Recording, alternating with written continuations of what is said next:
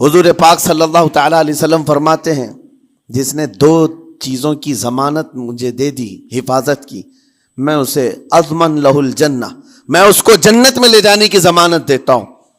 دو چیزیں کیا ہیں؟ حضور فرماتے ہیں ایک دو جبڑوں کے بیچ میں جو موجود زبان ہے اس کی حفاظت کر لے، اور دو رانوں کے بیچ میں جو شرمگاہ ہے اس کی حفاظت کر لے۔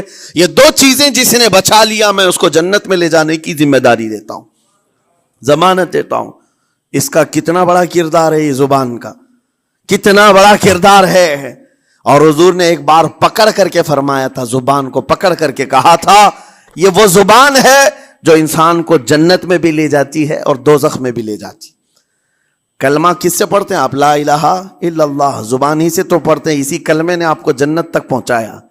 اور کافر جو کفر کرتا ہے وہ بھی زبان سے ہی کرتا ہے، اور زبان اسے ہمیشہ کی دوزخ میں لے جاتی ہے۔ اس زبان کو چلانے سے پہلے 1000 بار سوچ لیں کہ آج لہجوں کی سختیاں بڑھتی چلی گئیں، اور آپ کو پتہ ہے قرآن پاک میں رب تعالیٰ نے یہ فرمایا وَلَا تَقُلْ لَهُمَا اُفٍّ وَلَا تَنْهَرْهُمَا، والدین کے بارے میں بچوں کو کیا کہا گیا؟ ان کو اف تک نہ کہو۔ لیکن زبان جب کھلتی ہے نا، ماں باپ کے خلاف نوجوانوں کو ہم نے دیکھا ہے گالی گلوچ کرتے ہوئے اور اتنی بری باتیں کہتے ہوئے، معاذ اللہ۔ عزیزان گرامی وقار، حضور نے تو یہ فرمایا جس نے پلٹ کر کے اپنے ماں اور باپ کو سخت لہجے میں بات کیا یا ان کی نافرمانی کی، حضور فرماتے ہیں میرا دل چاہتا ہے کہ اس کے گھر کو آگ لگا دوں، آگ لگا دوں۔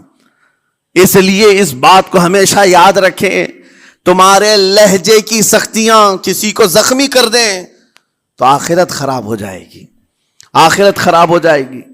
حضرت علقمہ رضی اللہ تعالیٰ عنہ حضور کے صحابی ہیں، حضور صلی اللہ علیہ وسلم کے صحابی ہیں۔ آخری وقت آ گیا تھا لیکن زبان نہیں کھلتی تھی۔ حضور پاک صلی اللہ علیہ وسلم کے پاس سفارش لائی گئی کہ آپ کے وہ ساتھی ہیں انتقال کر رہے ہیں لیکن زبان پر کلمہ بھی نہیں آتا۔ حضور تشریف لائے، دیکھا، پوچھا گھر میں ان کے کون کون ہے؟ کہا بیوی ہے اور ماں ہے۔ ماں کو بلایا اور کہا علقمہ کے بارے میں کیا کہتی ہو، کیسا تھا ہے؟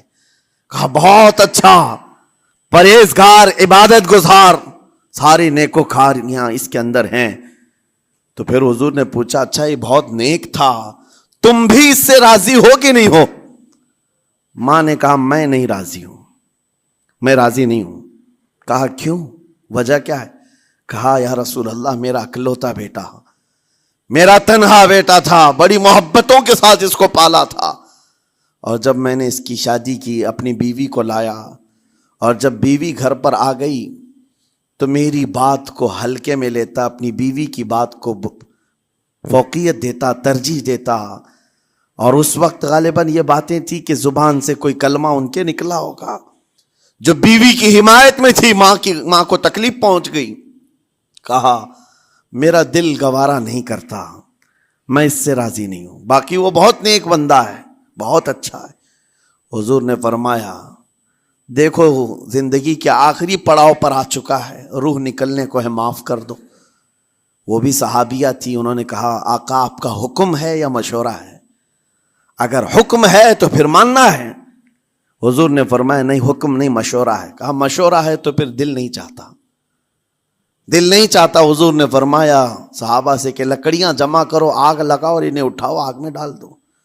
آگ دہکائی گئی تو ماں کی ظاہر سی بات ہے ممتا بے چین ہو گئی۔ کہا ان کو میرے سامنے آگ میں ڈالیں گے؟ کہا ہاں، اس سے بہتر ہے کہ وہاں جلے گا، یہاں جلے۔ وہ ماں کہتی آقا آپ گواہ ہو جائیں، میں اپنے بیٹے کو معاف کرتی ہوں۔ ادھر معاف کیا، ان کی زبان پر کلمہ طیبہ جاری ہوا۔ میرے عزیزو یہ بتانا مقصود اس لیے ہے کہ زبان سے دیے ہوئے زخم خواہ والدین کو ہوں، یہ معمولی نہیں ہوتے۔ ہو سکتا ہے آخری وقت تمہاری زبان بند ہو جائے اور کلمہ طیبہ بھی نہ جاری ہو، زبان کھلنے بھی نہ لگے، یہ حالات آ جائیں گے۔ اس لیے اپنی زبان کا کنٹرول برقرار رکھو، کس سے کیا کہنا ہے۔ ابھی میں اس کا دوسرا پارٹ بھی بتاتا ہوں زبان کے استعمال کا۔ یہ نرمی لہجے کے اندر ہونا بہت ضروری ہے، لیکن کچھ جگہوں پر سختی کی اجازت ہے، لیکن وہ مقامات الگ ہیں۔ نرم لہجہ حضور پاک صلی اللہ تعالی علیہ وسلم کے فرامین میں سے ہے ایک بات بڑی، بغداد مقدسہ میں نے ایک ولی پاک کی زیارت کی، ان کے آستانے پر بھی میں ابھی بیان کیا تھا. حضرت بہلول دانا مجذوب بزرگ تھے اور بغداد کی گلیوں میں کہیں پر بھی بیٹھ جاتے تھے، اور جو جانکار تھے وہ سمجھتے تھے یہ اللہ والا بندہ ہے. مجذوب کس کو کہتے ہیں؟ جس کی یاد الہی میں عقل فنا ہو گئی، ختم ہو گئی، اللہ کے ذکر میں اور اللہ کی یاد میں اپنے آپ کو فنا کر دیا ہے. اس کے اوپر شریعت کا قلم نہیں. ظاہر سی بات ہے شریعت کے سارے احکام اس پر ہیں جس کی عقل سلامت ہے. عاقل ہو، بالغ ہو تو نماز فرض ہے نا، عقل ہی نہیں ہے تو وہ مجذوب ان اولیاء کو کہتے ہیں. لیکن ان کے بارے میں حدیث میں ہے، اللہ کے نبی نے فرمایا وہ ایسے بندے ہیں کہ اگر اللہ کو قسم دے دیں کسی بات کی، اللہ ان کی قسم پوری کرتا ہے. وہ بہلول دانا بیٹھے ہوئے تھے. بغداد کا ایک مشہور تاجر تھا لیکن خستہ حال تھا، بہت نقصان اٹھا چکا تھا، خسارے میں چل رہا تھا، بزنس پورا لاس میں، اور وہ پریشان حال بہلول دانا کے پاس آیا، گڑ گڑایا، کہا کہ حضور مجھے بچا لیں، رحم کر لیں، میں تاجر ہوں، لٹ گیا ہوں، لاس میں ہوں، کچھ آپ فرما دیں، میں کیسے اس بھنور سے نکلوں. بہلول دانا نے دیکھا، کہا ٹھیک ہے کچھ پیسے بچے ہیں؟ کہا ہاں ہے، وہ بس اتنا سرمایہ ہے کہ مال لیتا ہوں پھر بیچ دیتا ہوں، نفع نہیں ہوتا. بہلول دانا نے کہا ایک کام کر، کالا کپڑا جتنا ملتا ہے سب خرید لے، پورے شہر سے کالا کپڑا جہاں جہاں مل جائے سب لے کر اسٹاک کر لے. کہا جی حضور آپ نے جیسا فرمایا. گیا، جتنا سرمایہ تھا سب لگا دیا، کالا کپڑا خرید کر ایک جگہ اسٹاک کر دیا. اللہ والے کا حکم تھا. لیکن ہوا یہ کہ بغداد کا معمول تھا، 8 دن گزرے نہیں تھے کہ وہاں وقت کے حاکم کا انتقال ہوا. اور جب حاکم کا انتقال ہوتا تو شہر کے جتنے بڑے لوگ ہوتے، رئیس لوگ، وہ اس کے سوگ میں، اس کے غم میں کالا کپڑا پہنتے تھے. اور کالا کپڑا سوائے اس تاجر کے کسی کے پاس نہیں تھا، اور سارے بڑے لوگ پیسوں سے اس کے پاس کالا کپڑا خریدنے آئے. یہ منہ بولے قیمت پر، جیسے تیسے جتنی قیمت پر بولے سب خرید کر لے جاتے. اور پل بھر میں، ایک دن کے اندر وہ بہت بڑا کروڑ پتی بن گئے، بہت مال آ گیا. یہ بات یاد رکھیں، اللہ مال دیتا ہے، اس کے بعد پھر آزمائش بھی ہوتی ہے. مال اتنا آ گیا، اب لے کر کے مستیاں تھیں. چند دن گزرے، ظاہر سی بات ہے مال کو بڑھانے کی تمنا ہر ایک کی ہوتی ہے. کوئی یہاں پر اینڈ کرنے والا نہیں ہے دنیا میں، چاہے اس کا بزنس اربوں پر بھی پہنچ جائے، اسے آگے پہنچنا ہے. چند دن گزرے تھے، 8-10 دن، پھر آیا حضرت بہلول دانا کو ڈھونڈتے ہوئے. ایک جگہ میدان میں یہ مجذوب بزرگ بیٹھے مل گئے. آیا اور کہا او دیوانے بتا اب کیا خریدوں؟ پیسہ بہت ہے ابھی میرے پاس، بتا دیوانے اب کیا خریدوں؟ انہوں نے دیکھا، کہا کہ لہجہ تو بدلا ہوا ہے، پیسہ بہت زیادہ تھا. کہا کہ ٹھیک ہے کوئی بات نہیں، اللہ والوں کو ان سب چیزوں سے کوئی لینا دینا نہیں. آپ نے کہا مال جتنا ہے تیرے پاس سب لے کر کے خربوز خرید لے، تربوز خرید لے، جس کو کلنگڑ کہتے ہیں، تربوز پورے خرید لے. اس نے کروڑوں کی جائیداد پورے تربوزوں میں لگا تھی، سب تربوز خرید کر سٹاک کر دیا ایک جگہ. اور اس کے گمان میں یہی تھا کہ چند دن گزریں گے، کوئی ایسا ہی حادثہ ہوگا جب تربوز منہ مانگی قیمت پہ لوگ خریدیں گے اور میں بیچوں گا. پورا مال تربوز میں لگایا. 2 دن 4 دن 6 دن 8 دن گزرے، کوئی حادثہ نہیں. ادھر تو تربوز سڑنے لگ گئے، وہ تو زیادہ دن سٹاک نہیں کیے جا سکتے، سڑن شروع ہو گئی. پھر تھوڑے دنوں کے بعد پورے کے پورے سڑ گئے. کروڑوں کا مال تربوز میں سڑ کے چلا گیا.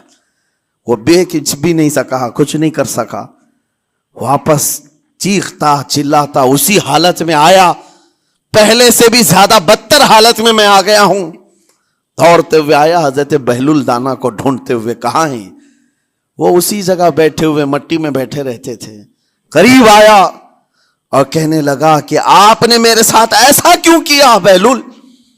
بہلول دانا نے کہا کیا ہوا؟ کہا میں تو لٹ گیا، तरबूज में पैसे लगाए आपकी वजह से और पूरे सड़ गए। बहलूल दाना ने कहा मैंने तो कुछ नहीं किया, पहले तो तुझे नफा मिला था वो तेरे लहजे की वजह से, अब खसारा हुआ है तेरे लहजे की वजह से। पहले जो आया था बात करने के लिए उस वक्त तेरी तमीज अलग थी, तेरी तहजीब अलग थी, अखलाक अलग थी। गिड़गिड़ा कर कहा था कि मैं लुट गया हूं, आप रहम कर दें। दूसरी बार आकर के क्या कहा, ओ दीवाने बता क्या खरीदूं। लहजा बदल गया तो पूरी हैसियत बदल गई। जुबान हमारी ऊंचाई पर भी ले जाती है और नीचे भी ले आती है। इस बात को हमेशा मलहूज रखें कि इस जुबान से बहुत सारे लोग नफा भी उठाते हैं, बहुत सारे लोगों को नुकसान भी होता है। लेकिन साथ में मैं ये बात भी अर्ज करूं, नरम गुफ्तगू करने का आदी हर एक को होना चाहिए।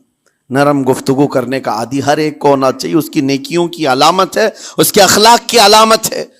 लेकिन साथ में इमाम शाफी रहमतुल्लाह ताला अलैह ने यह भी फरमाया, चाहे जितनी भी नरम तबीयत हो इंसान की, अल्लाह और उसके रसूल के लिए गैरत होनी चाहिए।